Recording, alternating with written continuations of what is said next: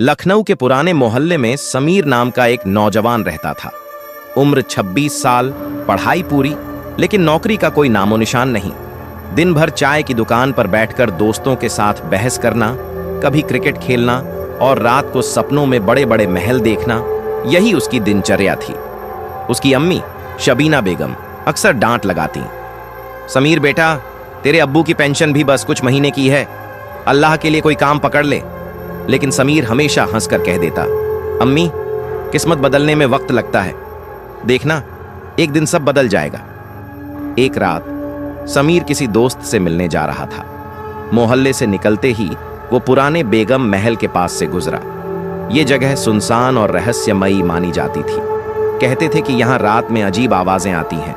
अचानक उसकी नजर जमीन में आधा दबे एक पीतल के पुराने दिए पर पड़ी। दिया बहुत सुंदर था, जैसे किसी शाही दरबार का हो। जिज्ञासा में उसने दिया उठा लिया और हल्के से रगड़ दिया। जैसे ही दिया रगड़ा, तेज हवा का झोंका आया, नीला धुआं फैला और धुएं में से एक खूबसूरत लड़की प्रकट हुई। उसकी आंखें गहरी हरी, बाल रात जैसे काले और कपड़े किसी पुराने राजघराने के थे। वो मुस्कुराई और आवाज में बोली, मैं झारा हूं, जिन की बेटी। तूने मुझे इस कैद से निकाला है, तेरे पास एक ख्वाहिश मांगने का हक है। समीर हैरान था, लेकिन उसका दिमाग तुरंत दौलत की तरफ चला गया। मुझे इतना पैसा चाहिए कि मैं जिंदगी में कभी परेशान न रहूं। झारा ने गहरी नजरों से देखा और कहा, ठीक है, लेकिन याद रखना, हर तोहफे की कीमत होती है। अगली सुबह समीर के घर में नोटों के बंडल, सोने चांदी के ढेर और महंगे कपड़े रखे थे। शुरुआत में तो सब अच्छा लगा।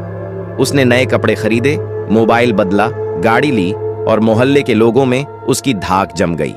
लेकिन धीरे धीरे अम्मी उससे कम बातें करने लगीं। पुराने दोस्त अब मिलने नहीं आते।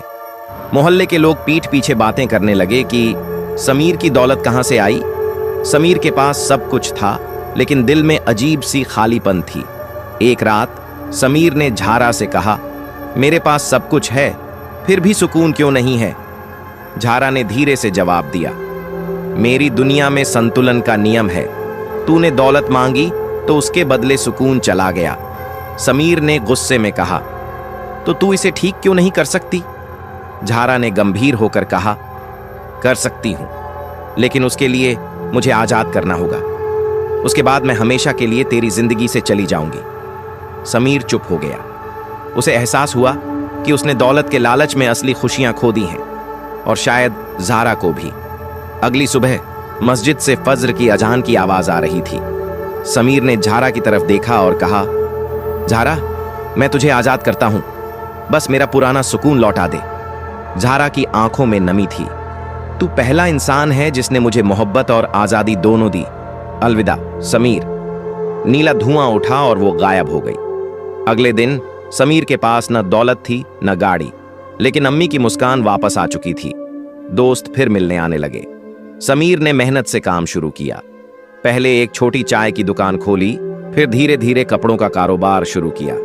आज उसका नाम मोहल्ले में इज्जत से लिया जाता है, और वो अक्सर कहता है, जिंदगी बदलने के लिए जिन नहीं, मेहनत और सब्र चाहिए।